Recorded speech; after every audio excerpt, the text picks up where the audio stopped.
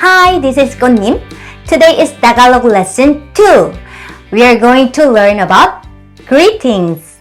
First, hello in Tagalog is hello po.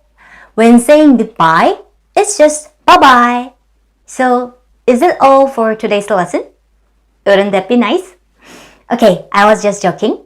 But honestly, in the Philippines, just saying hello po and bye-bye can work most of the time. But now, let's really learn proper Tagalog greetings. First, magandang umaga means good morning. Maganda means beautiful or good. You can use it alone as an expression, like saying B-E-A, beautiful. Beautiful. But when you want to describe something or someone, you add the linker nang to connect maganda with a noun. For example, magandang umaga means good morning. Magandang ate is beautiful sister. Magandang Gonnim. Sorry. Now, let's learn the words for different times of the day. Umaga means morning. Tanghali refers to noon, around 12 to 1 p.m., lunchtime. Hapon is afternoon, from after lunch until sunset. And gabi means evening.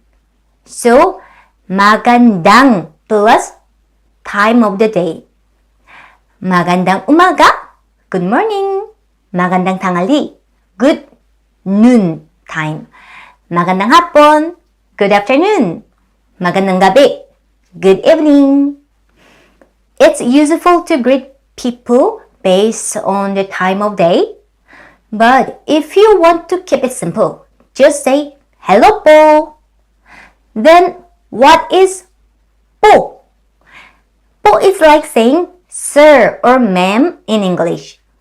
It's used to show respect, especially to elders, clients, or people you want to address politely. There are more ways to express politeness. We'll keep learning step by step.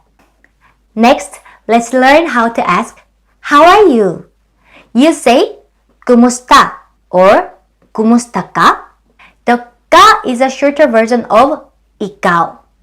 Both ikaw and ka mean you, but they are used differently.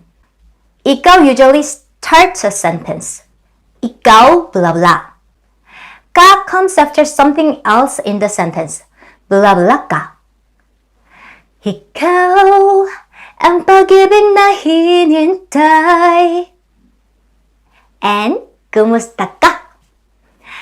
Now, what if you are talking to 2 or more people? You say, kumusta kayo? So, kayo is the plural form of ikaw and ka. Kumusta ka? How are you for one person? Kumusta kayo for 2 or more people. If you are speaking to an elder or addressing multiple people in a formal setting, you simply add one word to make it polite. Can you guess what it is? Yes, po. Kumusta po kayo? Kumusta po kayo? Now, you might wonder, wait, why use the plural kayo for one elder? In Filipino, it's not appropriate to use ikaw or ka when addressing someone older or in a formal situation. Think of it like this. Using ikaw feels a bit like pointing at someone with one finger. It's fine with friends or people younger than you, right? But with elders or in formal situations, you don't point with one finger, right? Instead, you gesture with your whole hand to show respect. It's kind of like that. Using the plural form kayo instead of ikaw is a way of showing respect. That's just my thought though. And I'm also imagining like this. It's like there are two people. When it's just me and the other person is older or someone I respect, add one out of respect. It's like giving them 1 point more to show respect and humble myself. Kumusta po kayo? By the way, the correct form is kumusta, but many people also say kamusta. Both come from the Spanish phrase ¿cómo está?, meaning how are you? But you know, almost every language has its own shortened form or casual phrases, like kamusta? And in text messages, people sometimes shorten it to NZTA, musta? Okay, now you've greeted someone, kumusta? How do you respond? It's mabuti, salamat. At ikaw? Mabuti means good. Salamat means thank you. At ikaw means and you. It's just like in English. How are you? Kumusta? I'm fine, thank you. And you? Mabuti, salamat. At ikaw? If they ask you back, and you? At ikaw? You can respond with mabuti rin. The word rin is a variation of din, and they mean to or also. The basic form is din. However, if the word before it ends in a vowel, it changes to lin for smoother pronunciation. And you know, words ending in W or Y are pronounced like vowels, right? Ow, Y. In this case, also use lin. Tagalog example, ikau, you, or bahay, house. So, ikaw rin, you too. Bahay rin, house also. This isn't limited to din, lin. There are other words in Filipino where the D changes to R for easier pronunciation. Daw, raw. Dito, rito. Doon, loon.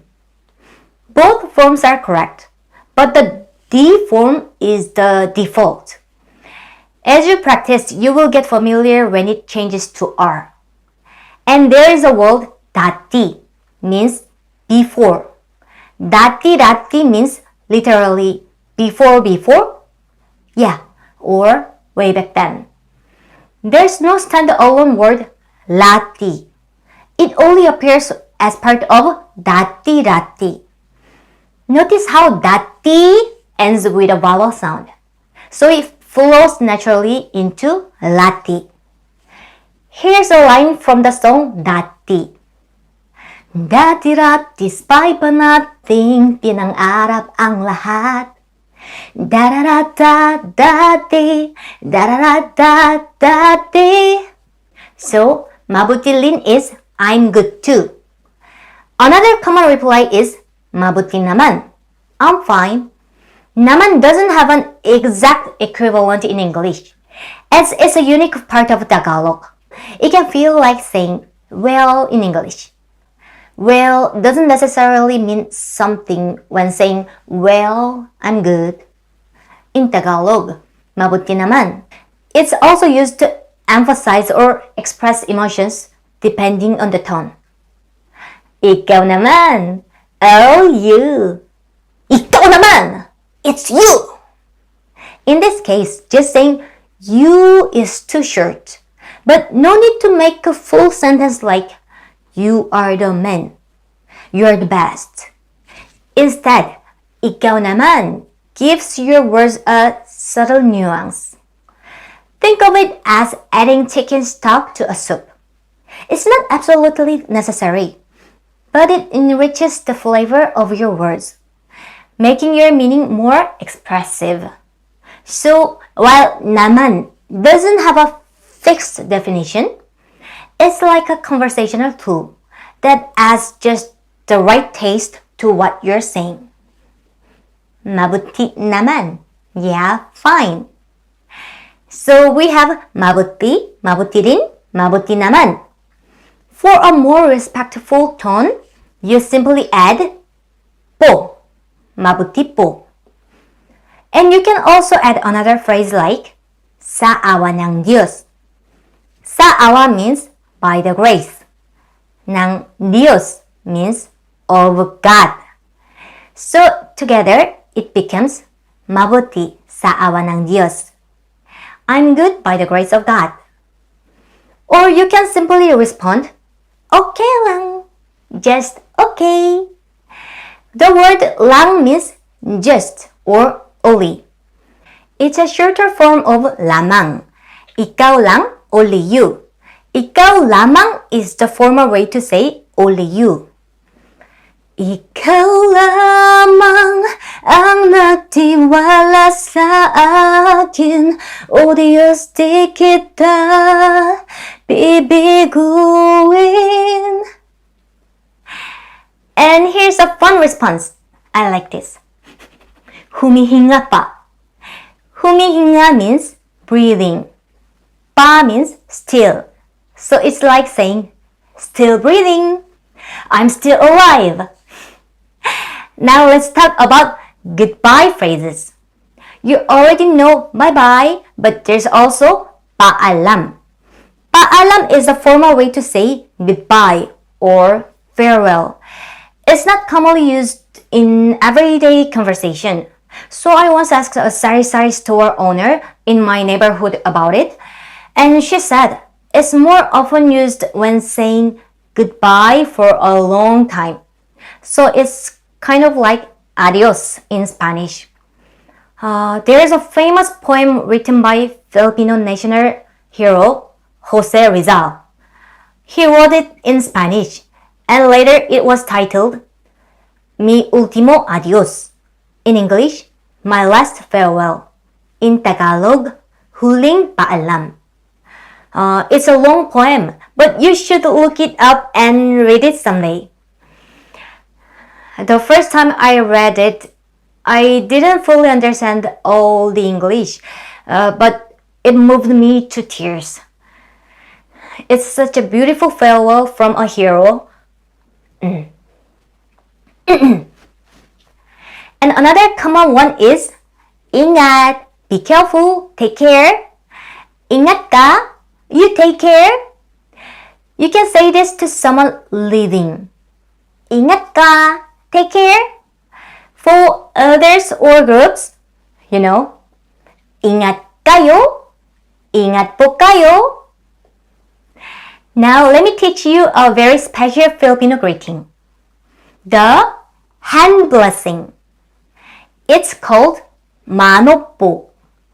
The word mano is Spanish for hand.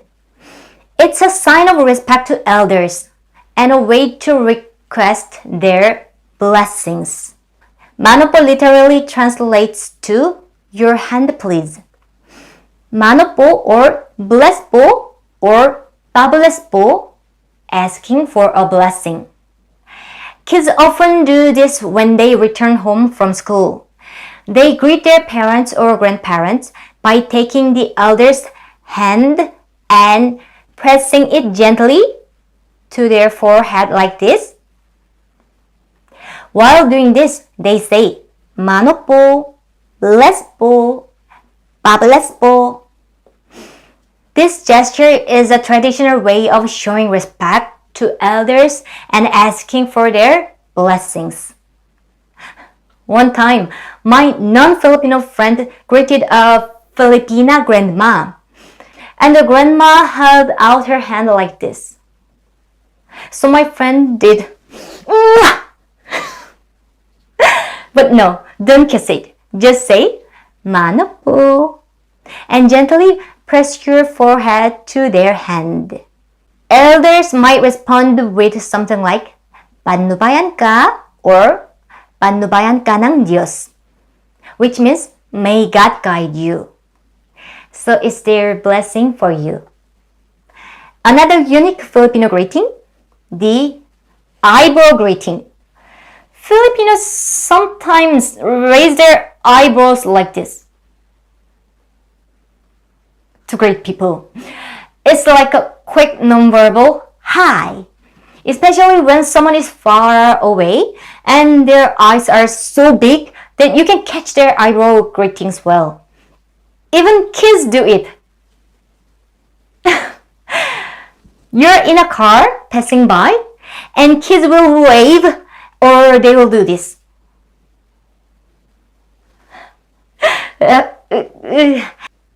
That's it for today's Tagalog lesson. Thanks for watching. Mahal ko kayo. Bye!